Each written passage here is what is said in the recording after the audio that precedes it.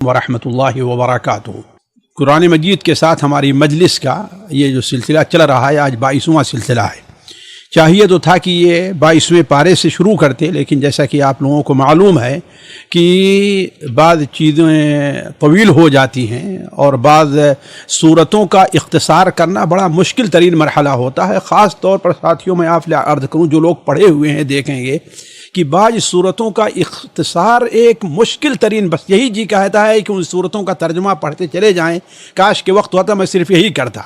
انہی صورتوں میں سے آج بھی بعض صورتیں جیسے صورت فاطر ہے یا صورت سبا ہے، خاص طور پر مکی صورتیں جہاں پر تھوڑی سی مختصر ہیں اور ان میں اسلوب ایک خطیب کا استعمال کیا گیا ہے، جہاں پر لوگوں کو متنبہ کرنا بڑے شدید انداز میں ہے، لوگوں کی غلطیوں پر تنبیہ کرنا اور انہیں دعوت دینا جہاں پر ہوا کرتا ہے، وہاں پر کسی چیز کو مختصر کرنا ایک بڑا اہم مسئلہ ہوتا ہے۔ تو کل جو ہماری آپ کی بات رکی تھی وہ سورہ لقمان کے آخر میں، یعنی یا سورہ الف لام میم السجدہ کے شروع سے، گویا کہ آج ہماری آپ کی مجلس ہے، یعنی 22ویں پارے سے کچھ پہلے سے یہ سورہ الف لام میم السجدہ، جسے آپ لوگ جانتے ہیں کہ یہ سورت بڑی اہمیت کی حامل ہے۔ یہ بھی سورت بھی مکی ہے اور اس میں بھی توحید، عقیدے اور آخرت اور بعث بعد الموت کا عقیدہ بہت کھل کر کے ہے۔ میں یہاں پر ایک بات واضح کر دوں کہ آپ لوگ یہ دیکھ رہے ہوں گے کہ عموماً جتنی مکی صورتیں ہیں ان میں عقیدے کا اور عقیدے میں خصوصاً توحید کا، رسالت کا اور آخرت کا، یہ تین موضوع بڑی اہم، بڑی تفصیل کے ساتھ بیان کیا جاتا ہے۔ اس کا معنی یہ ہے کہ یہ تین موضوع ایسے ہیں جسے ہمیں اپنی زندگی میں ایک کافی حصہ دینا چاہیے۔ آج صورتحال یہ ہے کہ یہی چیزیں ہمارے اندر سے غائب ہیں، ہم فضائل اور دوسری چیزوں میں پڑھ کر کے ان چیزوں کو بھولے ہوئے ہیں۔ حالانکہ اگر انسان کی عملی زندگی پر اس کی اہمیت نہ ہوتی، کس کی؟ توحید کی، آخرت پر عقیدے کی اور رسالت پر ایمان کی اگر اہمیت نہ ہوتی تو اللہ تبارک و تعالی اسے اتنی اہمیت نہ دیتا۔ تو علی کل حال یہ سورت بھی مکی ہے جیسا کہ ہم نے کہا، اور یہ سورت نبی کریم صلی اللہ علیہ وسلم کی زندگی میں بڑی اہمیت رکھتی تھی۔ آپ صلی اللہ علیہ وسلم ہر جمعہ کو فجر کی نماز میں سورہ دہر کے ساتھ اس کی تلاوت کرتے تھے، اور ہر رات جیسا کہ جابر بن عبداللہ کی روایت مسند احمد کے اندر ہے کہ سونے سے پہلے نبی کریم صلی اللہ علیہ وسلم اس سورت کو اور سورہ ملک کی تلاوت فرمایا کرتے تھے۔ یہ سورت کی ابتدائی 3 آیتیں قرآن کی حقانیت سے متعلق ہیں اور اس کے اوپر زور ہے۔ الف لام میم تنزیل الکتاب لا ریب فیہ من رب العالمین، یعنی اللہ تبارک و تعالی نے اس کتاب کو نازل کیا، اس کے منزل من اللہ ہونے میں کوئی شبہ نہیں ہے، یہ لوگوں کا جھوٹ نہیں ہے جیسا کہ یہ کہتے ہیں کہ محمد صلی اللہ علیہ وسلم نے اسے اپنی طرف سے گڑھ لیا ہے، جبکہ اللہ تبارک و تعالی ہی کی طرف سے یقیناً نازل کردہ ایک کتاب ہے جس کا مقصد اہل مکہ جن کے پاس آپ سے قبل کوئی رسول نہیں آیا ہے ان کے لیے ہدایت ہے۔ بل هو الحق من ربک لتنذر قوما ما اتاهم من نذیر لعلهم يهتدون۔ آیت نمبر 9 سے 4 تک اللہ تبارک و تعالیٰ کی قدرت کے حوالے سے اس کی وحدانیت کا بیان ہے۔ الا اللہ الذی خلق السماوات والارض ثم استوى علی العرش، اللہ تعالیٰ ہی ہے جس نے آسمان اور زمین کو پیدا کیا، پھر عرش کے اوپر وہ مستوی ہو گیا ہے، 6 دن کے اندر بنائے ہیں، اور وہیں آسمان عرش کے اوپر مستوی ہو کر کے وہ آسمان کا سارا نظام چلا رہا ہے، وہی عالم الغیب والشہادہ ہے۔ اسی نے مٹی سے انسان کی پیدائش کی ابتدا کی، پھر حقیر پانی کے خلاصے سے اس کا جسم بنا کر کے اس میں روح پھونکی، اسے سوچنے کے لیے دل، دیکھنے کے لیے آنکھ اور سننے کے لیے اللہ تعالیٰ نے کان دیے، پھر بھی یہ لوگ دوسروں کو اپنا ولی اور شفیع بنائے ہوئے ہیں۔ ما لکم من دونہ من ولی ولا شفیع افلا تتذکرون۔ آیت نمبر 14 سے 15 تک ساتھیوں یہ آیتیں پڑھنے کے لائق ہیں، اور صرف پڑھنے نہیں بلکہ غور کرنے کے لائق ہیں کہ کافروں کی اس خام خیالی کی تردید کی گئی ہے کہ کیا ہم مٹی ہو جائیں گے اور سر گل جائیں گے، دوبارہ زندہ کیے جائیں گے۔ وقالوا اذا ضللنا فی الارض اینا لفی خلق جدید، یعنی ہمارے ذرات مٹی کے اندر مل گئے تو اللہ تعالیٰ ہمیں دوبارہ کیسے جو ہے وہ دوبارہ زندہ کرے گا۔ اور آخر میں انہوں نے کہا کہ اپنی جو عذر پیش کی اللہ تبارک و تعالیٰ نے، اس کے اوپر بہت بلیغ انداز میں اللہ نے تنبیہ فرمائی ہے۔ قل یتوفاکم ملک الموت الذی وکل بکم، اللہ تبارک فرماتا ہے کہ وہ فرشتہ جو تمہاری روح قبض کرنے کے لیے متعین ہے تمہاری روح کو قبض کرے گا، پھر تمہیں اپنے رب کی طرف جانا ہوگا۔ اس کے بعد حشر کے میدان میں ان کی جو بدحالیاں ہوگی اس کا ذکر جس انداز میں اللہ تعالیٰ نے فرمایا ہے اسے پڑھ کر کے انسان کا دل کانپ جاتا ہے۔ ذرا سوچیں، اللہ فرماتا وَلَوْ تَرَىٰ اِذِ الْمُجْرِمُونَ نَاكِسُو رُؤُوسِهِمْ، اور شاید یہی وجہ ہے کہ اللہ کے رسول صلی اللہ علیہ وسلم ان دونوں صورتوں کا خصوصی اہتمام فرمایا کرتے تھے۔ وَلَوْ تَرَىٰ اِذِ الْمُجْرِمُونَ نَاكِسُو رُؤُوسِهِمْ عِندَ رَبِّهِمْ رَبَّنَا أَبْصَرْنَا وَسَمِعْنَا فَارْجِعْنَا نَعْمَلْ صَالِحًا إِنَّا موقنون۔ ذرا دیکھیے کس انداز میں وہ روئیں گے، چلائیں گے، لیکن اللہ تبارک و تعالی ان کی کوئی بات سننے کے لیے تیار نہیں ہوگا۔ آیت نمبر 16 کے اندر اللہ تعالیٰ نے کافرین مجرمین کے بعد، ابھی تک ہوا کافر مجرمین، اس کے بعد اللہ تعالیٰ نے اہل حق کا ذکر فرمایا، اہل ایمان کا ذکر فرمایا، اس کی صفات بیان فرمائی ہے۔ جیسے کہ اللہ تعالیٰ بیان فرماتا ہے انما یؤمن بآیاتنا الذین اذا ذکروا بها، یہی آیت سجدہ ہے جو اس سورت کے اندر ہے، اور اس آیت پر غور کرنے کا ہے کہ اللہ تعالیٰ نے مومن کی کیا صفات بیان فرمائی ہے۔ پھر سوچیں کہ ہم اس سورت کو پڑھتے تو ہیں، سنتے تو ہیں، کیا ہمارے اندر یہ صفات پیدا ہیں؟ اللہ تعالیٰ نے اس کے اندر اور اس کے بعد والی آیت میں مومن کی تقریباً 5 یا 6 صفات اللہ نے بیان فرمائی ہے۔ ایک صفت کیا ہے؟ اذا ذکروا بآیات ربہم خروا سجدا، جب اللہ تعالیٰ کی آیات ان کے سامنے پڑھی جاتی ہیں تو فوراً سجدے میں گر جاتے ہیں، گویا اپنے آپ کو سپرد کرتے ہیں اللہ تبارک و تعالیٰ کے۔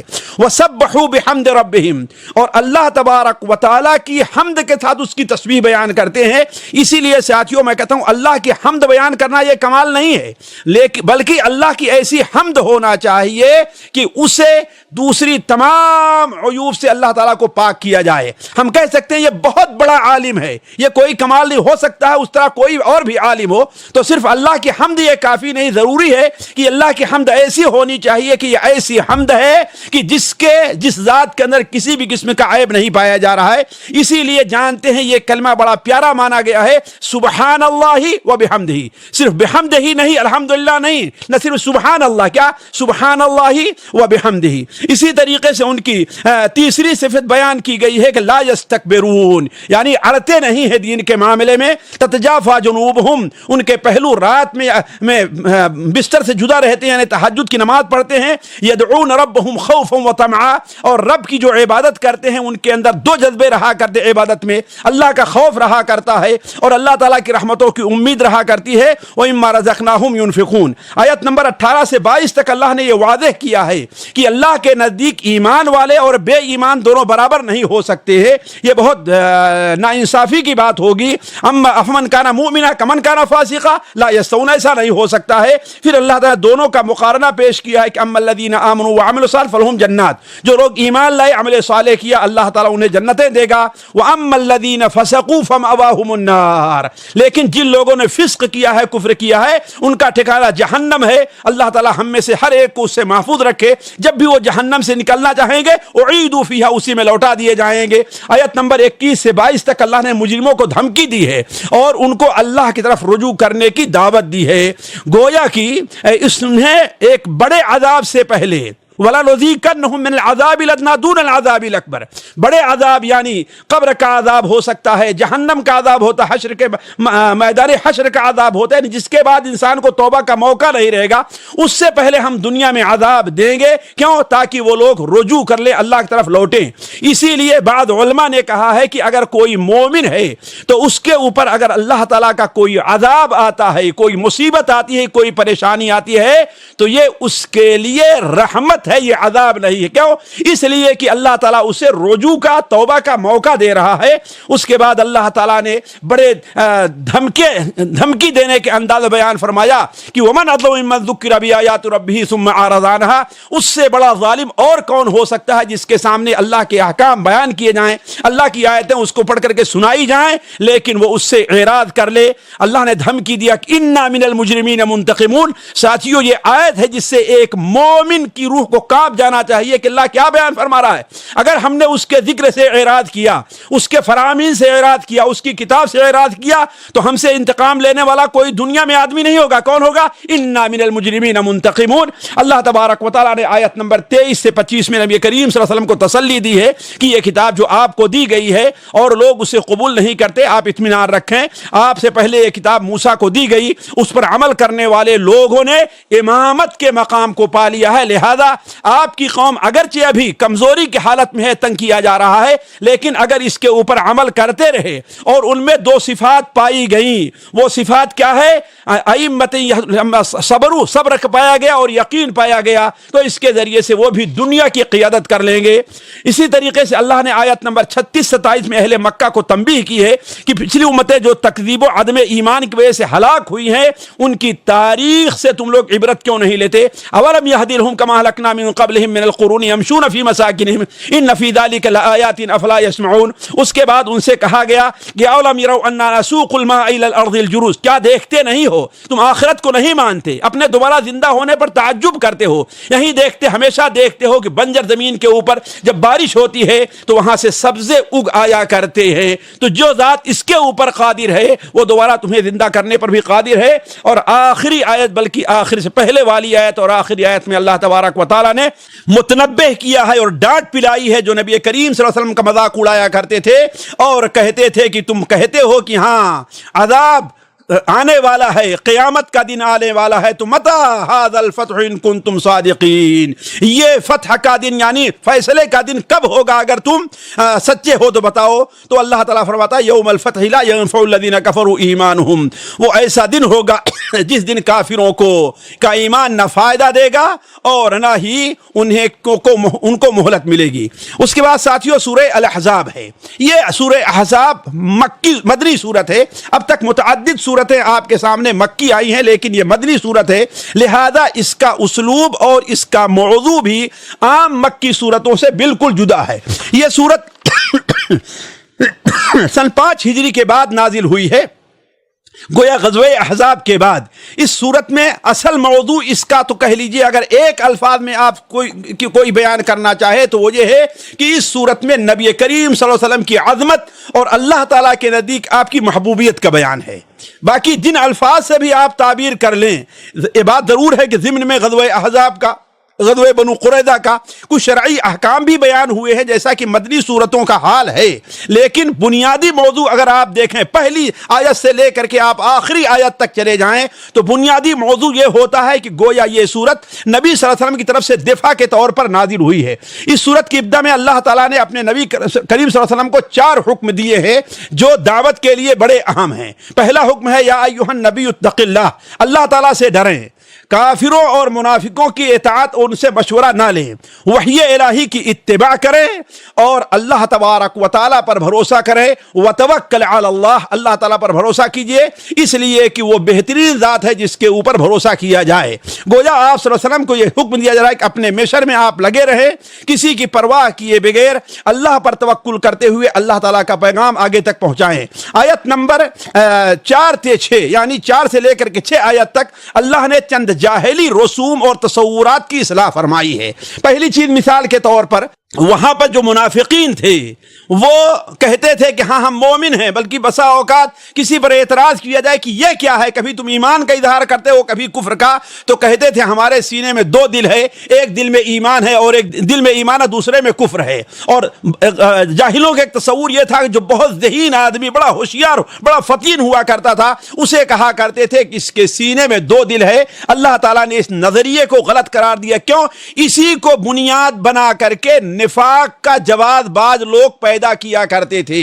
تو اللہ تعالیٰ نے اولاً اس کی ممانعت فرمائی کہ ما جعل اللہ لرجل من قلبین فی جوفی۔ یہاں پر میں اپنے ساتھیوں سے ایک سوال کروں گا اور آخر میں وہ جواب دیں گے کہ اللہ فرماتا ہے ما جعل لرجل من قلبین فی جوفی، اللہ نے کسی مرد کے اندر 2 دل نہیں رکھا ہے، کسی مرد کے پیٹ میں 2 دل نہیں رکھا ہے، سینے میں 2 دل نہیں رکھا ہے۔ تو کیا مطلب عورت کے سینے میں 2 دل ہے؟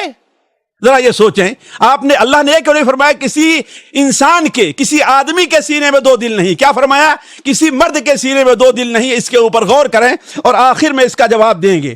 دوسری جو جاہلی رسم تھی اللہ کے رسول صلی اللہ علیہ وسلم کے زمانے میں، بلکہ آپ سے پہلے بھی، وہ ظہار کی رسم تھی، یعنی کوئی شخص اپنی بیوی سے ناراض ہو، اسے تنگ کرنا چاہے تو کہتا تھا کہ انت علی کظہر امی، تیری مثال ایسی ہے جیسے تو میری ماں کی پیٹھ، یعنی جس طریقے سے میری ماں میرے اوپر حرام ایسے تو بھی حرام ہے۔ اس کی وجہ سے وہ عورت زندگی بھر کے لیے اس کے اوپر حرام ہو جایا کرتی تھی۔ شریعت نے اس رسم کا بھی خاتمہ کیا اور اس کو ناجائز اور حرام قرار دیا اور اس کے کفارے بیان فرمایا جیسا کہ آگے آئے گا۔ تیسری چیز جو یہاں پر اللہ نے اس کو باطل قرار دی ہے وہ یہ ہے کہ تبنی کی رسم، یعنی منہ بولا بیٹا کسی کو بنا لینا، جو زمانے جاہلیت میں بہت عام تھا، اور یہ جاہلی بدعت بدقسمتی سے آج بھی مسلمانوں میں بڑی تیزی کے ساتھ پھیل رہی ہے، کسی کو اپنا بیٹا بنا لیتے ہیں۔ چوتھی چیز نبی کریم صلی اللہ علیہ وسلم کی عظمت کا بیان ہے کہ آپ صلی اللہ علیہ وسلم کی حیثیت کسی ایک عام مسلمان کی نہیں ہے، بلکہ عام مسلمان کے نزدیک آپ صلی اللہ علیہ وسلم کی حیثیت یہی بھی ہے کہ النبی اولا بالمؤمنین من انفسہم، نبی کا مقام انسان کے نزدیک یہ ہونا چاہیے خود اس کے اپنی ذات سے بھی، چاہے دفاع کرنے کا معاملہ ہو، حفاظت کرنے کا معاملہ ہو، احترام کرنے کا معاملہ، کوئی بھی معاملہ ہو، اپنی ذات سے بھی نبی کو آگے رکھنا چاہیے۔ اور پانچواں حکم یہ بیان کیا گیا ہے کہ نبی صلی اللہ علیہ وسلم کی ازواج مطہرات جو ہیں وہ احترام اور تعظیم میں مسلمانوں کی ماؤں کی حیثیت رکھتے ہیں، جیسے جس طریقے سے ان کا احترام ضروری ہے ایسے ان کا بھی احترام، جیسے ان سے شادی ناجائز ہے ویسے ان سے بھی شادی ناجائز ہے۔ آیت نمبر 7-8 کے اندر نبی صلی اللہ علیہ وسلم اور تمام انبیاء سے اللہ تعالیٰ نے جو عہد لیا ہے اس کا پیغام کہ اللہ کا پیغام جو ہے امت تک پہنچائیں گے۔ اللہ تبارک و تعالی نے اس عہد کا ذکر کیا ہے اور یہ بھی بیان فرمایا ہے کہ اللہ تبارک و تعالی اس سے متعلق قیامت کے دن سوال کرے گا۔ اس سے گویا اشارہ نبی سے بڑھ کر زیادہ ہم لوگوں کی طرف ہے کہ جو لوگ اس دین کے وارث بنے ہیں، اس کتاب کا علم اللہ نے ان کو دیا ہے، اس نبی کی دعوت پر لبیک کہے ہیں، ان کے لیے بھی یہ ضروری ہے کہ وہ اللہ تعالیٰ کے پیغام کو لوگوں تک پہنچائیں، ورنہ اللہ تعالیٰ ان سے قیامت دن سوال کرے گا۔ آیت نمبر 9 سے لے کے 27 تک غزوہ احزاب کا ذکر اور اس پر تبصرہ ہے۔ اولاً وہ منظر کشی کی گئی ہے جو اس وقت مسلمانوں کو درپیش تھے کہ مسلمان کس قدر خوفزدہ تھے۔ اذ جاؤکم من فوقکم ومن اسفل منکم واذ زاغت الابصار وبلغت القلوب الحناجر وتظنون بالله الظنونا هنالك ابتلي المؤمنون وزلزلوا زلزالا شديدا۔ ساتھیوں اتنا بلیغ انداز میں ہے کہ مجھ جیسا کوئی شخص ترجمے میں اس کی وضاحت نہیں کر سکتا۔ اللہ تعالیٰ فرماتا ہے کہ اس وقت کو یاد رکھو جب تمہارے اوپر سے بھی حملہ کرنے کے لیے آئے اور نیچے کی جانب سے بھی حملہ کرنے کے لیے آئے، تمہارے دیدے پتھرا گئے تھے، وبلغت القلوب الحناجر، تمہارے دل گلے تک آ گئے تھے، یہاں تک مصیبت کے اندر تم پڑ گئے کہ اللہ تعالیٰ کے بارے میں تم سوچنے لگے آیا اللہ تعالیٰ کا وعدہ سچا ہے کہ نہیں ہے۔ ہنالک ابتلی المؤمنون وزلزلوا زلزالا شدیدا، وہاں مسلمانوں کو سخت آزمائش کا شکار ہونا پڑا ہے۔ دوسری چیز، اس جنگ میں منافقوں کا جو کردار تھا اللہ تعالیٰ نے اس کو ہی بیان کیا کہ ان کا مقصد مسلمانوں کو خوف دلانا اور ان کی ہمت کو پست کرنا تھا، جیسے اذ یقول المنافقون والذین ما فی قلوبہم مرض ما وعدنا اللہ ورسولہ الا غرورا، کہ اللہ اور اس کے رسول تم سے جو وعدہ کیا ہے کہ فتح ہوگی، کامیابی ہوگی، یہ صرف ایک دھوکہ ہے۔ تیسری چیز، منافقوں کی چالوں پر سے پردہ اٹھایا گیا ہے کہ جو چال چلا کرتے تھے خفیہ، اللہ تعالیٰ نے انہیں اس صورت میں بالکل رسوا کر کے رکھ دیا ہے۔ پانچویں چیز، مسلمان مخلص جو تھے، اللہ کے رسول صلی اللہ علیہ وسلم صحیح جو متبع تھے، اللہ تبارک و تعالیٰ نے ان کی پامردی اور ان کی ثابت قدمی کا بھی ذکر فرمایا ہے۔ اللہ تعالیٰ فرماتا ہے وَلَمَّا رَأَى الْمُؤْمِنُونَ الْأَحْزَابَ قَالُوا هَذَا مَا وَعَدَنَا اللَّهُ وَرَسُولُهُ وَصَدَقَ اللَّهُ وَرَسُولُهُ وَمَا زَادَهُمْ إِلَّا إِيمَانًا وَتَسْلِيمًا، لیکن مومنوں نے جب یہ حال دیکھا تو کہا کہ ہاں یہ تو وہی چیز ہے جس کا وعدہ ہم سے اللہ اور اس کے رسول نے کیا تھا، اور اللہ اور اس کے رسول کا وعدہ سچ ہے۔ اس حالت کو دیکھ کر کے ان کے ایمان میں اور ان کی خود سپردگی میں اللہ اضافہ ہی ہوا ہے۔ اسی طریقے سے پانچویں چیز غزوہ بنو قریظہ کی طرف مختصر اشارہ ہے، اور مسلمانوں کو مستقبل میں بڑی فتوحات کی خوشخبری دی گئی گئی ہے۔ آیت نمبر 28 سے 34 تک کلام کا رخ خاص ازواج مطہرات کی طرف ہے جن میں انہیں بڑی قیمتی ہدایت اور نصائح سے نوازا گیا ہے، اور ان کے ذریعے مسلمانوں کی بھی عورتوں کو متنبہ کیا گیا ہے۔ اصل میں ساتھیوں، نبی کریم صلی اللہ علیہ وسلم، تھوڑی سی وضاحت کر دوں تاکہ آیت کو سمجھنے میں آسانی ہو۔ نبی کریم صلی اللہ علیہ وسلم اپنی زندگی اور اپنے اہل و عیال کی زندگی دنیا کی زیب و زینت سے بالکل دور رکھنا چاہتے تھے۔ آپ عیش و عشرت میں نہ خود رہنا چاہتے تھے اور نہ اپنی ازواج کو رکھنا چاہتے تھے۔ کیوں؟ تاکہ آخرت میں اللہ نے جو ان کا مقام رکھا ہے اس میں کوئی کمی واقع نہ ہونے پائے۔ لیکن ظاہر بات، آپ کی ازواج مطہرات بھی انسان ہی تھیں، بشر تھیں۔ ہوتا یہ تھا کہ بسا اوقات کچھ مطالبہ کرتی۔ ایک بار ازواج مطہرات نے ذرا سختی سے مطالبہ کیا کہ یعنی اس میں ہمارا خط نہیں چلتا ہے، ہمیں یہ چاہیے، تو اللہ کے رسول ناراض ہو کر کے ان سے کنارہ کش ہو گئے۔ ایسے موقع پر یہ آیت نازل ہوئی کہ جس میں اللہ تبارک و تعالیٰ نے اولاً اور ازواج مطہرات کو دنیا کی زیب و زینت سے متعلق فرمایا کہ اگر تمہیں دنیا کی زیب و زینت چاہیے تو اللہ کا رسول تمہیں کچھ دے کر کے چھوڑ دے رہا ہے، جاؤ تم آزاد ہو۔ لیکن اگر تم آخرت، بلکہ اللہ کو، اللہ کے رسول کو اور جنت اور آخرت چاہتی ہو تو اللہ تعالیٰ نے تمہارے لیے اعد اللہ تمہارے للمحسنات منکن اجر عظیما، تم میں جو نیک ہیں اللہ تبارک تعالیٰ ان کے لیے بہت بڑا اجر تیار کر رکھا ہے۔ اس کے بعد اللہ تبارک و تعالیٰ نے ازواج مطہرات کو یہ متنبہ فرمایا کہ جس مقام پر تم فائز ہو وہ معمولی جگہ نہیں ہے، لہذا اگر تم سے کوئی غلطی سرزد ہوتی ہے، خاص طور پر عزت سے متعلق، تو یاد رکھنا اس کی سزا عام مسلمانوں کے مقابلے میں تمہیں ڈبل ملے گی سزا۔ اور اس کے برعکس اگر تم اللہ اور اس کے رسول، یہی سے 22واں پارہ شروع ہوتا، وَمَن يَقْنُتْ مِنكُنَّ لِلَّهِ وَرَسُولِهِ، تم میں سے جو اللہ اور اس کے رسول کی تابعدار اور فرما بردار رہے گی تو اللہ تبارک و تعالیٰ نے اسے ڈبل اجر بھی دینے کا وعدہ کیا ہے۔ اس کے بعد اللہ تبارک و تعالیٰ نے پردے اور ازواج مطہرات کی تربیت سے متعلق کئی ہدایات دی ہیں جو ان کے ساتھ ساتھ عام عورتوں کے لیے بھی بڑی اہم ہے۔ پہلی چیز یہ ہے کہ غیر مرد سے بات کرتے ہوئے آواز میں نرمی اور مٹھاس نہ ہو۔ یہ بڑی اہم چیز ہے جس کے اوپر آج کی عورتیں توجہ نہیں دیتی ہیں، بلکہ شرعی حکم تو ساتھیوں یہاں تک ہے، نبی کریم صلی اللہ علیہ وسلم نے ارشاد فرمایا کسی عورت سے اس وقت تک بات کرنا جائز نہیں ہے جب تک کہ اس کے مرد کی اس سے بات کرنے کی اجازت نہ ہو۔ دوسری چیز، اللہ کے رسول صلی اللہ علیہ وسلم کی ازواج مطہرات کو جو تنبیہ کی گئی وہ یہ ہے کہ بلا ضرورت باہر نہ نکلیں، وقرن فی بیوتکن، تمہارا مقام کیا ہے؟ گھروں کے اندر ہے۔ تیسری چیز ان کو کہی گئی کہ نماز قائم کریں۔ چوتھی چیز زکوٰۃ دیں، اور پانچویں چیز اللہ اور اس کے رسول کی اطاعت کریں، اور چھٹی چیز گھروں میں قرآن اور حدیث کی تعلیم کا اہتمام کریں۔ وَاذْكُرْنَ مَا يُتْلَىٰ فِي بُيُوتِكُنَّ، کاش کہ آج ہماری بہنیں ان باتوں کا اہتمام کرتی ہیں۔ آیت نمبر 35 میں اللہ تعالیٰ نے 10 ان صفات کا ذکر فرمایا جو کسی مسلمان مرد یا عورت کو اللہ تبارک و تعالیٰ کی مغفرت اور اجر عظیم کا مستحق ٹھہرا سکتا ہے۔ اس آیت کو پڑھیں آپ لوگ اور ان صفات پر غور کریں اور دیکھیں کہ کہاں تک ہم نے ان صفات کو اپنے اندر پیدا کرنے کی کوشش کی ہے۔ آیت نمبر 36 تا 40 اس رسم تبنیت یعنی متبنہ بنا لینے کی جو رسم تھی اس کے بطلان کو کا عملی بیان ہے، یعنی اللہ کے رسول صلی اللہ علیہ وسلم کے بیٹے جو زید بن حارثہ تھے جنہیں اللہ کے رسول نے اپنا بیٹا بنا لیا تھا، لیکن جب یہ آیت نازل ہوئی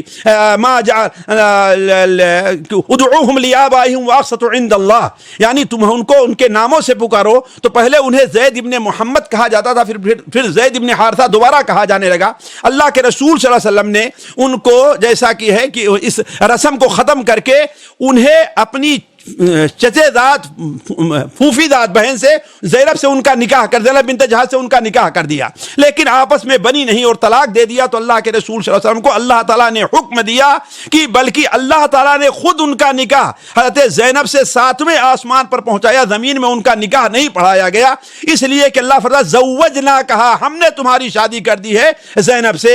تو گویا یہ رسمی جو تبنیت تھی، متبنہ بنانے کی جو رسم تھی، اللہ تعالیٰ نے اسے باطل قرار دیا دیا ہے۔ اسی طریقے سے اللہ تبارک و تعالی نے آیت نمبر 40 میں یہ واضح فرما دیا ہے کہ زید ابن محمد کہنا اس لیے بھی صحیح نہیں ہے کہ محمد تم میں صلی اللہ علیہ وسلم تم میں سے کسی مرد کے والد نہیں ہے، بلکہ ان کا اس سے یہی کیا مقام کم ہے کہ رسول اللہ و خاتم النبیین۔ یہ وہ آیت ہے جس سے قادیانیت کی جڑ کٹ جاتی ہے کہ اللہ کے رسول صلی اللہ علیہ وسلم سب سے آخری نبی ہیں، اب آپ بات کو یا نبی آنے والا نہیں ہے۔ آیت نمبر 41 سے 44 تک مسلمانوں کو اللہ تعالیٰ کے ذکر کثیر کا حکم ہے، اور اس کے عوض میں اللہ تبارک و تعالیٰ کی طرف سے جو ان کو اعزاز ملنے والا ہے کہ هو الذی یصلی علیکم وملائکتہ، آخر تک پڑھتے جائیں، جو اعزاز ملنے والا ہے وہ حاصل ہے۔ آیت نمبر 46 سے 48 تک نبی کریم صلی اللہ علیہ وسلم کا فرض منصبی بیان کیا گیا ہے، اور آپ کی 5 صفتیں بیان کی گئی ہیں۔ وہ 5 صفتیں کیا ہیں کہ یا ایھا النبی انا ارسلناک شاہدا ومبشرا ونذیرا وداعیا الی اللہ باذنہ وسراجا منیرا۔ یہ آپ کی 5 صفات بیان ہیں جو کسی اور جگہ قرآن مجید میں 5 صفات ایک ساتھ نہیں آئی ہوئی ہیں۔ اللہ تبارک و تعالیٰ نے آیت نمبر 49 کے اندر نکاح اور طلاق کا ایک مسئلہ بیان کیا ہے۔ وہ یہ ہے کہ اگر کوئی شخص کسی عورت سے شادی کرتا ہے اور اس کو بھی رخصتی نہیں ہوئی ہے، میاں بیوی کا ملاپ نہیں ہوا اور طلاق ہو جائے، تو اللہ تعالیٰ فرماتا ہے کہ ایسی صورت میں عورت کے اوپر کوئی عدت نہیں ہے، بلکہ جس لمحہ طلاق ہو اس کے فوراً بعد کسی اور مرد سے وہ شادی کرنا چاہے تو یہ جائز ہے۔ آیت نمبر 50 سے 55 تک نبی کریم صلی اللہ علیہ وسلم کی کچھ خصوصیات کا ذکر ہے۔ میں یہ باتیں اس لیے واضح کر رہا ہوں تاکہ آپ لوگ یہ سمجھیں کہ جو سے پہلے ہم نے یہ بات کہی تھی کہ یہ سورت نبی کریم صلی اللہ علیہ وسلم کی فضائل کے بارے میں، آپ کی اہمیت اور اللہ کی محبوبیت کے بارے میں یہ سورت نازل ہوئی ہے۔ تو آیت نمبر 50 سے 55 تک نبی صلی اللہ علیہ وسلم کی کچھ خصوصیات ہیں اور آپ کے گھر سے متعلق کچھ آداب ہیں۔ مثال کے طور پر نبی صلی اللہ علیہ وسلم کو اجازت ہے کہ 4 سے زائد عورتوں سے بھی شادی کر سکتے ہیں۔ دوسری چیز، اگر کوئی عورت اپنے آپ کو نبی صلی اللہ علیہ وسلم کے حوالے کر دے، ہبہ کر دے، ہدیہ کر دے، تو آپ کے لیے جائز ہے کہ بغیر مہر کے ادائیگی کے ان کے ساتھ تعلقات قائم کر سکتے ہیں، جبکہ کسی دوسرے کے لیے جائز نہیں، مہر کا باندھنا ضروری ہے۔ تیسری چیز، بیویوں میں سباشی وغیرہ سے متعلق آپ کے اوپر عدل واجب نہیں ہے، جبکہ دوسرے کے لیے یہ چیز واجب ہے۔ آپ کے گھر میں داخلے کا ادب یہ ہے کہ جب تک اجازت نہ دیں کوئی آپ کے گھر میں داخل نہ ہو، اور اجازت دے کر داخل ہو تو اپنی ضرورت پوری کر لینے کے بعد دوبارہ فوراً نکل آئیں، وہاں ٹھہرے نہیں۔ آپ صلی اللہ علیہ وسلم ازواج مطہرات سے اگر کوئی چیز مانگنی ہو تو پردے کی آڑ سے مانگیں۔ یہ آپ کی ازواج مطہرات سے دیگر عورتوں کے بارے میں کیا ہوگا؟ آپ کی ازواج مطہرات سے آپ کی وفات کے بعد کسی کے لیے نکاح کرنا حلال نہیں ہے۔ یہیں پر ایک سوال اور رکھ دوں، بہت سے بھائی سمجھ گئے ہوں گے۔ علماء کہتے ہیں کہ ایک ایسا گناہ ہے جو حرام ہے، گناہ کبیرہ ہے، لیکن اس کا ارتکاب دنیا میں کسی نے نہیں کیا۔ وہ کون سا گناہ ہے، ذرا اس پر آپ لوگ غور کریں۔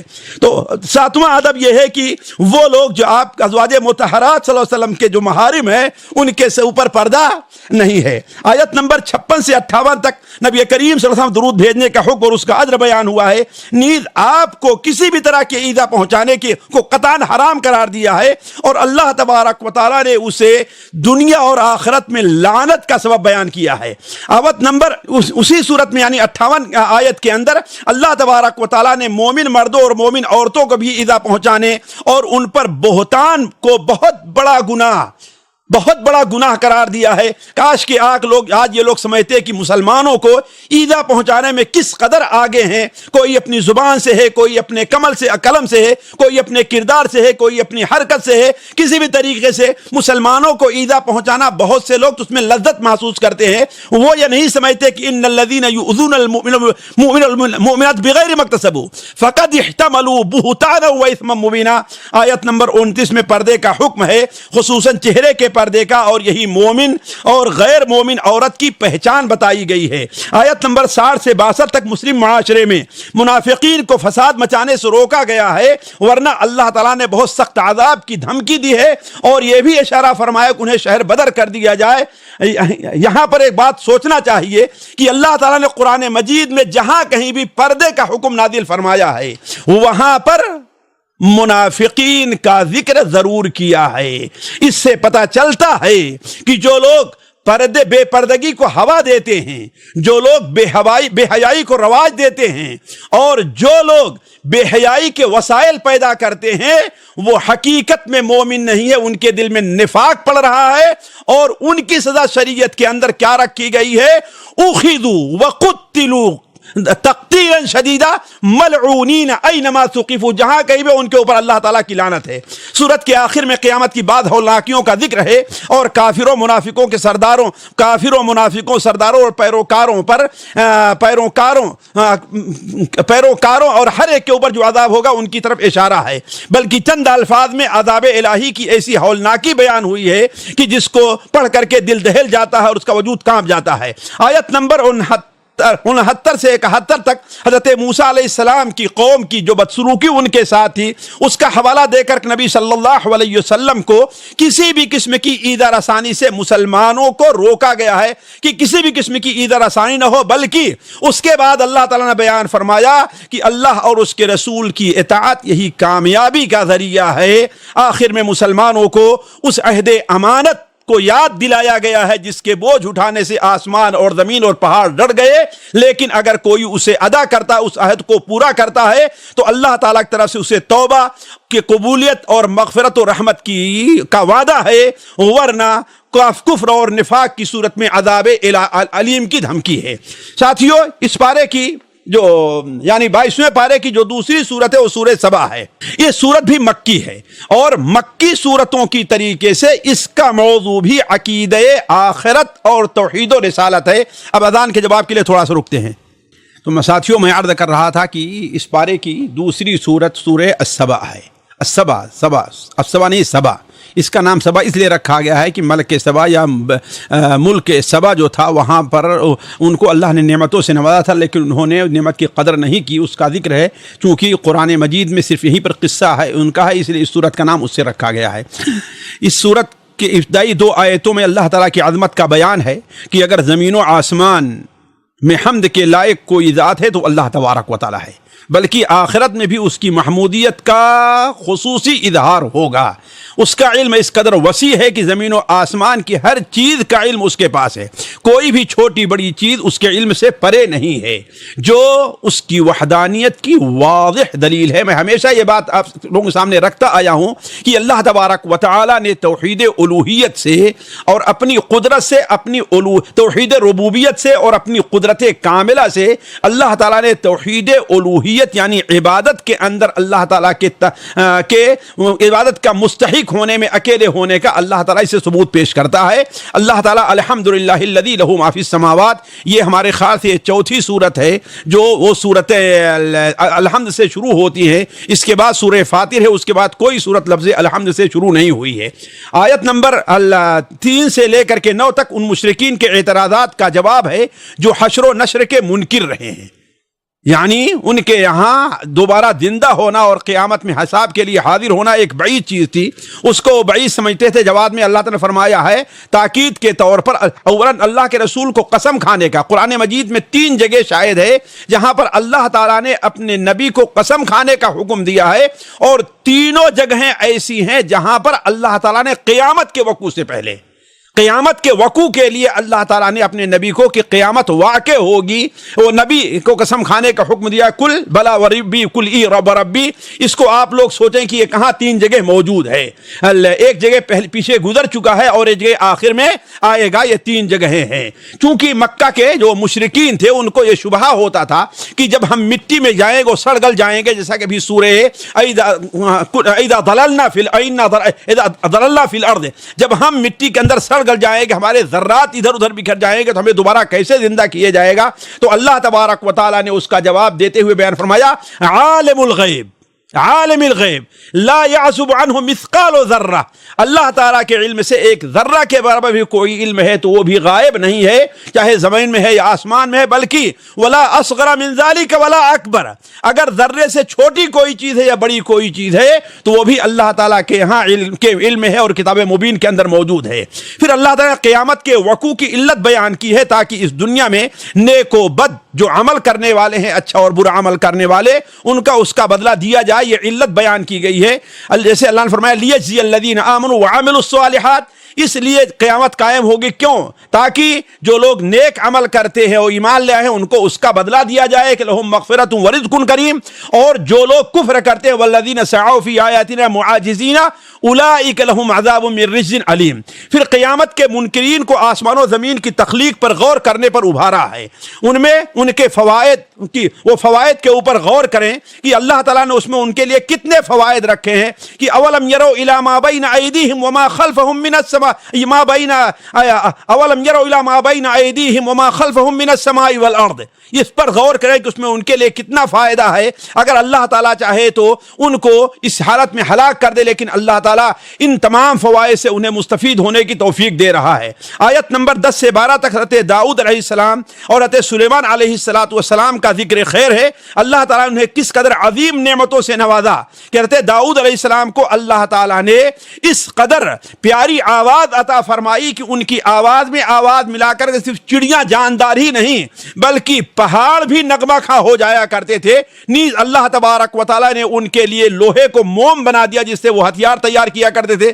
حضرت سلیمان صلی اللہ علیہ وسلم کے لیے اللہ نے ہوا کو مسخر کر دیا. اور یہ کہ اللہ تعالیٰ نے ان کے لیے تانبا، آج کل ہم لوگ آپ لوگ تانبا کو کس حالت میں دیکھتے ہیں؟ جو جمع ہوا رہتا ہے، لیکن ان کے لیے تانبا ایسا تھا جو پانی کے طریقے سے بہا کرتا تھا. اور جنوں کو اللہ تعالیٰ نے ان کے لیے مسخر کیا. اہل مکہ کو یہ خبر دینی ہے تم ان کے اوپر ایمان لاتے ہو، ان کا قصہ سنتے ہو تو جان لو کہ ان نعمتوں کے باوجود وہ غرور کے اندر مبتلا نہیں ہوئے بلکہ وہ ہمارا شکر ادا کرتے رہے. اعملوا آل داؤد شکرا وقلیل من عبادی الشکور. اسی طریقے سے حضرت سلیمان علیہ السلام کی موت کو ذکر کر کے مشرکین کو یہ سبق دیا جا رہا ہے جن کاہنوں اور نجومیوں اور شیاطین کے بارے میں تم عقیدہ رکھتے ہو کہ انہیں غیب کا علم ہے، انہیں غیب کا علم نہیں ہے. جیسا کہ حضرت سلیمان علیہ السلام کے بارے میں بیان فرمایا کہ فلما خر تبینت الجن ان لو كانوا يعلمون الغیب ما لبثوا في العذاب المهین. کہ جب جن سلیمان علیہ السلام ان کو دیکھ رہے تھے اور وہ کام کر رہے تھے، وہ کام کر رہے ہیں، بلڈنگ بنا رہے ہیں، عمارت تیار کر رہے ہیں، سلیمان علیہ السلام اپنی لاٹھی کو ٹیک لگا کر کے ایسے کھڑے ان کا انتظار کر رہے ہیں. اسی حالت میں اللہ تعالیٰ نے ان کی روح قبض کر لی اور جن یہ سمجھے کہ وہ ہمیں دیکھ رہے ہیں، ہماری نگرانی کر رہے ہیں، اسی لیے کام جلدی جلدی کرتے گئے. اچانک جب چھڑی کو دیمک نے کھا لیا اور ٹوٹی اور جب گر گئے تب جن کہنے لگے کاش کہ اگر ہمیں معلوم ہوتا کہ ہمیں غیب معلوم ہوتا تو ہم اس عذاب کے اندر نہ رہتے. تو گویا مکہ کے مشرکین اور آج کے جو لوگ بھی کاہنوں اور نجومیوں پر اور ہتھیلی دیکھ کر کے یا آپ کی کوئی چیز دیکھ کر کے آگے کی خبر بتاتے ہیں، ان کے لیے گویا کہ یہ سبق ہے کہ اللہ کے علاوہ غیب کوئی نہیں جانتا. آیت نمبر 15 سے 21 تک ملک سبا اور اس کے انجام بد کا ذکر ہوا ہے کہ اللہ نے ہر قسم کی نعمتوں سے ان کو نوازا، لیکن اس کے باوجود وہ اللہ تبارک و تعالیٰ کے ناشکرے ٹھہرے تو اللہ تعالیٰ نے ان سے نعمتیں چھین لی. جہاں ان کے 2 باغ اچھے پھلوں کے تھے، ہر قسم کے پھل تھے، خوبصورت وہاں پر نہریں جاری تھی اور ان کے لیے بند تھا جہاں پانی ان کو میسر تھا، لیکن اللہ و تعالیٰ نے کہ نعمتوں کی جب ناشکری کی تو اللہ تعالیٰ نے ان کے باغوں کو بیریوں اور کچھ کسیلے پھلوں سے بدل دیا اور ان کے بند کو اللہ تعالیٰ نے توڑ دیا جس کی وجہ سے انہیں پانی بھی میسر نہیں آیا. تو گویا اللہ تبارک و تعالیٰ نے یہ مکہ کے لوگوں کو یہ سبق دیا ہے کہ اگر تمہیں اللہ تعالیٰ کی نعمتیں امن وغیرہ حاصل ہے، اگر تم بھی محمد صلی اللہ علیہ وسلم پر ایمان نہیں لے آئے، اس نعمت کا شکر ادا نہیں کیا تو اللہ تعالیٰ تمہارے اوپر بھی تباہی لے آئے گا. اور جیسے کہ ہوا مکے کے لوگوں میں 7 سال ایسے قحط کے گزرے ہیں کہ انہیں پتے کھانے کی ضرورت پڑ گئی، بلکہ اس قدر بھوک کے شکار ہوتے تھے کہ نظر ان کو کچھ دکھائی نہیں دیتا تھا. ایسے نظر اٹھا دے تو ایسا محسوس ہوتا تھا کہ آگے سامنے دھواں ہے. اسی طریقے سے اللہ تبارک تعالیٰ نے جو اس کے سبا کے ضمن میں جو باتیں زیادہ متوجہ کیا ہمیں اور آپ کو، اس میں 2 آیتوں پر آپ غور کریں. اللہ تعالیٰ فرماتا ان فی ذلک لآیات لکل صبار شکور. گویا کسی بھی نعمت کے حصول پر صبر و شکر یہ 2 ایسی عبادتیں ہیں جو ہمارے اور آپ کے لیے ضروری ہے. تو ہم سوچیں کیا ہم اس کے حقدار ہیں یا ہم ایسا بن سکتے ہیں. دوسری چیز اللہ نے بیان میں لقد صدق علیہم ابلیس ظنہ فاتبعوہ الا فریقا من المؤمنین. ابلیس کا گمان ان کے بارے میں سچ ہوا جو ابلیس نے عہد شروع میں وعدہ کیا تھا کہ ہم ان کو گمراہ کریں گے. ولا تجد اکثرهم شاکرین. آپ ان میں سے اکثر کو شکر کرنے والا نہیں پائیں گے. تو اللہ تبارک و تعالی نے سے جو وعدہ کیا تھا ابلیس نے، اس کا یہ وعدہ، اس کا یہ گمان سچا ہوا، اور ان لوگوں میں سے زیادہ تر لوگوں نے شیطان کی پیروی کر لی. ہاں الا فریقا من المؤمنین، یہاں سے ہمیں دوسرا سبق پہلا سبق ملتا ہے کہ شیطان کی یہ پوری کوشش رہتی ہے کہ ہم اللہ تعالیٰ کی نعمتوں کی ناشکری کریں. اب ہم غور کریں، ہم میں سے کسی کو اگر صحت ملی ہے، مال ملا ہے، فرصت ملی ہے، وقت ملا ہے، یہ اللہ کی نعمت ہے، ہم اس نعمت کو صحیح استعمال کر کے اللہ کے بندے بن رہے ہیں یا شیطان کی اتباع کر کے ہم اس کا استعمال غلط کر رہے ہیں. دوسری بات یہ ہے کہ قوم سبا میں کچھ لوگ نیک بھی تھے، الا فریقا من المؤمنین، لیکن ان نیک لوگوں کی وجہ سے پوری نعمت کی حفاظت نہیں ہو پائی. کیوں؟ اس لیے کہ برے لوگ زیادہ ہو گئے تھے. آیت نمبر 22 سے 23 تک مشرکین کے باطل معبودوں کی لاچاری کو بیان کیا گیا ہے، بلکہ انہیں چیلنج ہے، کیا وہ آسمان اور زمین میں ایک ذرے کے بھی مالک ہیں؟ کیا اس میں انہیں کوئی شرک حاصل ہے، کوئی ساجھا حاصل ہے، یا ان کے نظام کے چلانے میں اللہ تعالیٰ کے مددگار ہیں؟ ساتھیو، یہ بات واضح کر دوں کہ اللہ تعالیٰ نے یہاں پر 3 چیزوں کا ذکر کیا ہے. ایک تو ملکیت کا، دوسرے ساجھے کا، اور تیسرے مدد کا، اور چوتھے شفاعت کا. کسی سے کوئی چیز حاصل کرنے کے لیے یہ 4 چیزیں ہو سکتی ہیں. یعنی وہ مالک ہے، آپ کو دے دے، یا مالک نہیں ہے تو اس کو اس میں شرکت حاصل ہے، ساجھا حاصل ہے، اپنے حصے سے کچھ آپ کو دے دے، یا اپنے حصے سے نہیں تو وہ ایسا کر سکتا ہے کہ اس کی مدد کر رہا ہے. کیا نیٹ کٹ گیا کیا؟ تو معذرت کے ساتھ ساتھیوں، میں یہ کہہ رہا تھا کہ اللہ تبارک و تعالیٰ نے مشرکوں کے اس عقیدے کو بطلان بڑی واضح طور بیان فرمایا ہے کہ کسی سے کوئی چیز لینے کے لیے وہ 4 صورت ہو سکتی ہے. یا تو اس کی وہ ملکیت میں ہے، اگر اس کی ملکیت میں نہیں تو اس کو اس میں ساجھا حاصل ہے. تیسری چیز، اگر نہ ملکیت میں ہے نہ ساجھا ہے تو کم سے کم یہ ہے کہ وہ وہاں پر ان کی مدد سے یہاں اس کو چلانے میں اس کی مدد کرتا ہے، اس میں جیسے نوکر ہوتے ہیں وہ اس میں سے کچھ لے کر کے دے دیں. اور چوتھی صورت یہ ہوتی ہے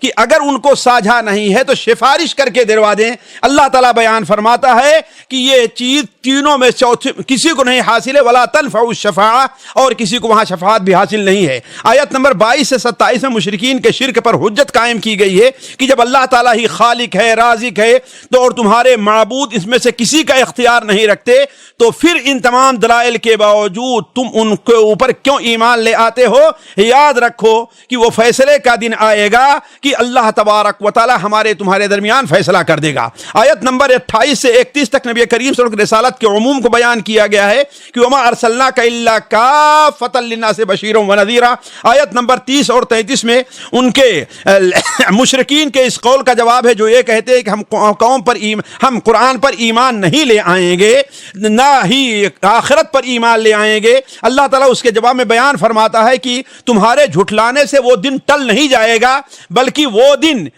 ایسا ہے کہ جو قرآن کی تکذیب کرتے تھے ان سب کو اور ان کے مددگار جو تھے ان سب کو اللہ تعالیٰ جمع کرے گا، اور وہاں پر وہ ایک دوسرے کے ساتھ دست بغریبہ ہوں گے، ایک دوسرے سے لڑیں گے اور کوئی کسی کے کام نہیں آئے گا. آیت نمبر 30 میں کافروں کے شبہے کا ذکر ہے کہ جو یہ کہتے تھے کہ ہمیں مال زیادہ حاصل ہے، ہمیں اولاد بھی ہمارے زیادہ ہے، ان مسلمانوں سے ہمارے مال میں اضافہ ہے. اللہ تعالیٰ بیان فرماتا ہے کہ کسی کے مال میں وسعت کا دے دینا یا کسی کو مالی طور پر تنگ کر دینا یہ اللہ تعالیٰ کے نزدیک محبوبیت کی دلیل نہیں، بلکہ اللہ تعالیٰ کے نزدیک کام کون آنے والا ہے؟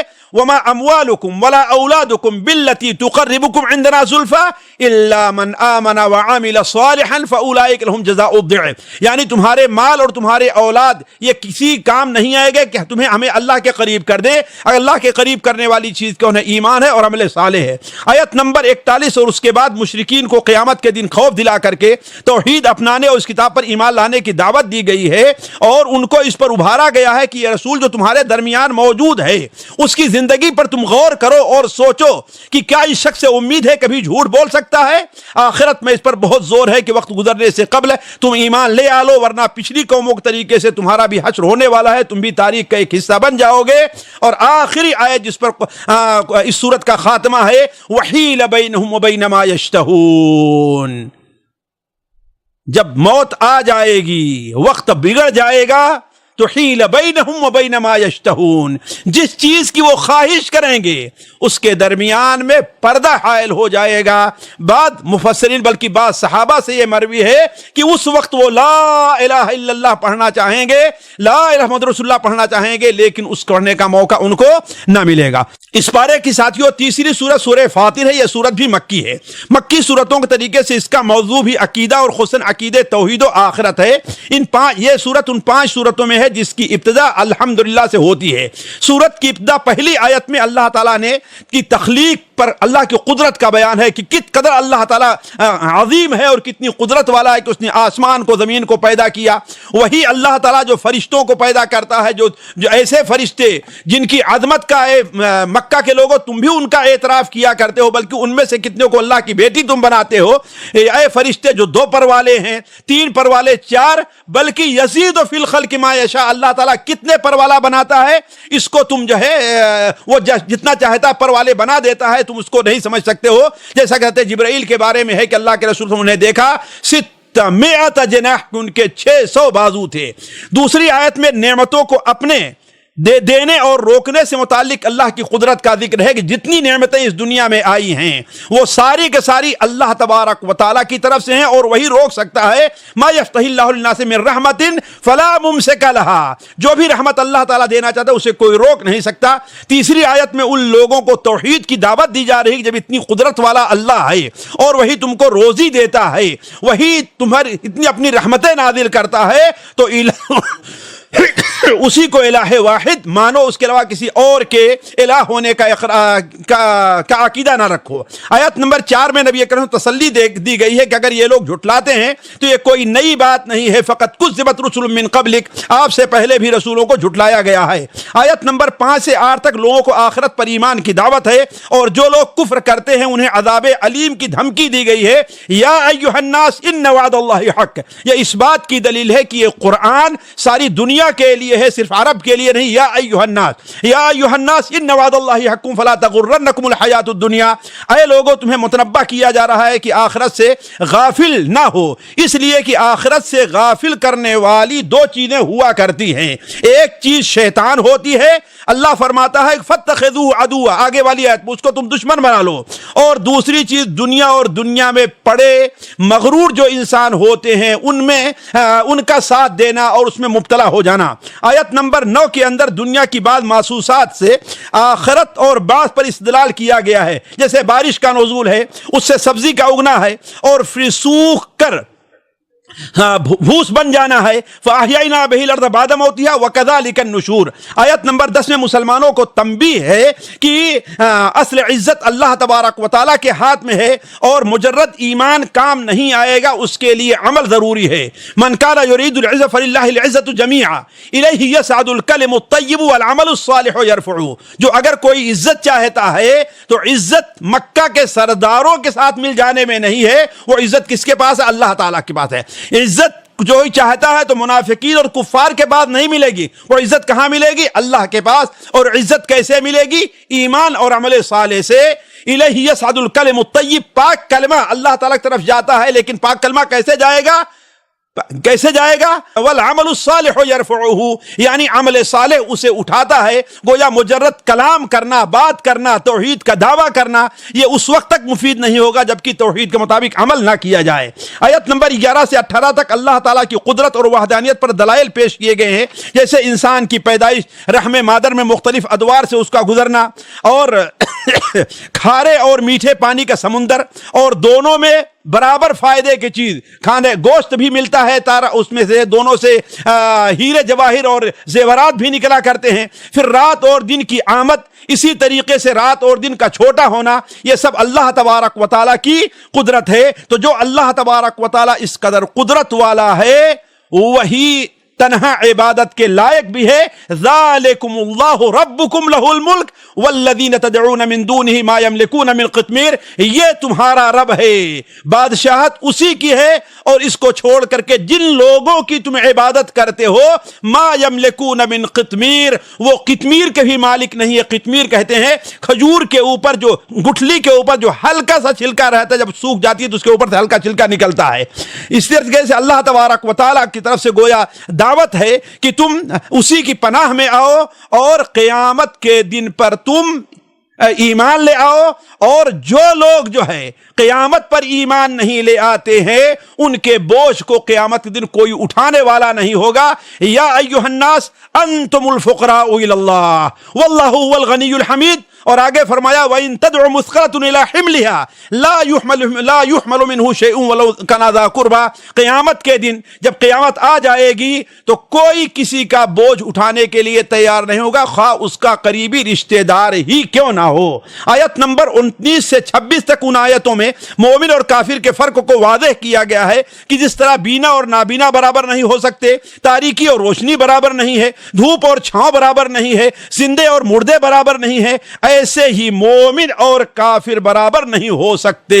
اسی لیے نبی کریم صلی اللہ علیہ وسلم کو تسلی دینا مقصود ہے کہ اللہ تبارک و تعالی کہ اس میں بڑی حکمتیں ہیں، لہذا آپ اپنا کام کرتے جائیے۔ جس کی زندگی اللہ تعالیٰ جس کو زندہ رکھنا ہوگا یعنی ایمان دینا ہوگا، اللہ اس کو ایمان دے گا، اور جس کو گمراہ کرنا ہوگا وہ گمراہ ہو جائے گا۔ آیت نمبر 27-28 میں اللہ تعالیٰ نے مختلف فلوں کی قسمیں، پہاڑوں کی مختلف قسمیں، سفید رنگ کا پہاڑ ہے، سرخ رنگ کا پہاڑ ہے، جانوروں کے مختلف رنگ، اور تخلیق میں تدبر کرنے کا حکم دیا ہے کہ ہمیں اور آپ ان کی تخلیق میں تدبر کرنا چاہیے، اور ان سے اپنے وجود اور عظمت کی دلیل اللہ تعالیٰ پیش کرنا چاہتا ہے، اور ہمیں یہ دعوت دے رہا ہے اور باقی آدھے فرما رہا ہے کہ اس کے اوپر غور کرنے والے کون ہیں، فائدہ لینے والے کون ہیں؟ انما یخشی اللہ من عبادہ العلماء۔ پھر ان علماء کی صفات کیا ہے؟ آگے 29 نمبر آیت میں بیان فرمایا گیا کہ وہ علماء اور ان کے وارثین کون ہیں؟ ان الذین یتلون کتاب اللہ، جو کتاب الہی کی تلاوت کرتے ہیں گویا وہ عالم ہیں، جو نماز پڑھتے ہیں گویا وہ عالم ہیں، اللہ تعالیٰ کے دیے ہوئے میں سے خرچ کرتے ہیں وہ عالم ہیں۔ آیت نمبر 32 میں کتاب الہی کے حاملین کی 3 قسمیں بیان کی گئی ہیں۔ اب ہمیں دیکھنا ہے کہ ہم اس میں سے کس قسم میں شامل ہونا چاہتے ہیں۔ ایک تو کیا ہے؟ سابقون بالخیرات، یہ وہ لوگ ہیں جو ہر نیک کام میں پیش رہا کرتے ہیں اور ہر گناہ کے کام سے دور رہا کرتے ہیں۔ دوسرے کون ہیں؟ ظالم لنفسہ ہے، یہ وہ لوگ ہیں جو فرائض کے اندر بھی کوتاہی کرتے ہیں اور گناہ کا کام بڑی دلیری کے ساتھ یہ لوگ کر جایا کرتے ہیں، اگرچہ وہ ایمان ہیں، ان کے اوپر اپنی غلطی کا اعتراف رہا کرتا ہے۔ اور تیسرے وہ لوگ ہیں جو مقتصد درمیانی درجے کے ہیں کہ جو اللہ تعالیٰ کی اطاعت میں کوتاہی نہیں کرتے، البتہ بعض معمولی گناہ خصوصاً صغائر کا ان سے ارتکاب ہو جاتا ہے، لیکن ان تینوں سے اللہ تبارک و تعالی نے اللہ تبارک و تعالی تینوں کے لیے وعدہ کیا ہے کہ انہیں معاف کریں گے اور انہیں اللہ تبارک و تعالی صحیح راستے پر اللہ تعالیٰ ان کے لیے جنت رکھا ہے۔ آیت نمبر 33 سے 38 تک اس کتاب پر ایمان لانے والے اور اس کے مطابق عمل کرنے والوں پر انعام کا ذکر ہے، اور جو اس سے کفر کرتا ہے اس کے عذاب کا بڑا خوفناک ذکر آیا ہے۔ اللہ تعالیٰ نے فرمایا ساتھیوں، پڑھنے سے تعلق رکھتے ہیں، وَهُمْ يَسْتَرِخُونَ فِيهَا، وہ جہنم میں چیختے ہوں گے، کیا کہیں گے؟ ربنا اخرجنا، اے اللہ تعالیٰ ہمیں اس میں سے نکال دے، نعمل صالحا غیر الذی کننا نعمل، ہم اب نیک عمل کریں گے، جو برا عمل کرتے تھے اس کے قریب نہیں جائیں گے۔ لیکن اللہ تعالیٰ فرمائے گا اولم نعمرکم ما یتذکر فیہ من تذکر، کیا تمہیں اتنی عمر نہیں ملی تھی کہ اس عمر میں جو نصیحت حاصل کرنا چاہے وہ نصیحت حاصل کر لے؟ فذوقوا، اب تمہیں یہی عذاب چکھنا ہے، تمہیں اس سے فرصت نہیں ملے گی۔ آیت نمبر 39 سے 41 تک قریش کو دھمکی دی جا رہی کہ اللہ تعالیٰ نے تمہیں جعلکم خلفاء فی الارض، اللہ تعالیٰ تمہیں زمین میں اگلوں کے بعد اللہ نے تمہیں جو جگہ دی ہے، تمہیں بسایا ہے، تمہارے لیے ابھی وقت ہے، ایمان لے آؤ، اور یاد رکھو کہ جس طریقے سے اللہ تعالیٰ نے تم سے پہلے جو لوگ تھے ان کے خود ساختہ معبود ان کے کسی کام نہیں آ سکے ہیں، ایسے ہی تمہارے یہ اپنے بنائے ہوئے معبود تمہارے کسی کام نہیں آئیں گے۔ یہ تو اللہ تبارک و تعالیٰ کا حلم ہے، اللہ تبارک و تعالیٰ کا صبر ہے کہ تمہیں مہلت دے رہا ہے، ورنہ اس کی قدرت یہ ہے کہ ان یمسک السماوات والارض ان تزولا ولئن زالتا ان امسکہما من احد من بعد، اس کی یہ قدرت ہے، لیکن اس قدرت کے باوجود اللہ تعالیٰ تمہیں عذاب نہیں دے رہا ہے۔ آیت نمبر 41 سے 42 میں کفار کو وہ وعدہ دلایا گیا ہے، اس لیے کہ مکہ کے جو مشرکین تھے وہ جب اہل کتاب کے بارے میں سنتے تھے اور ان کو اچھی حالت میں دیکھتے تھے تو وہ کہا کرتے تھے کہ لئن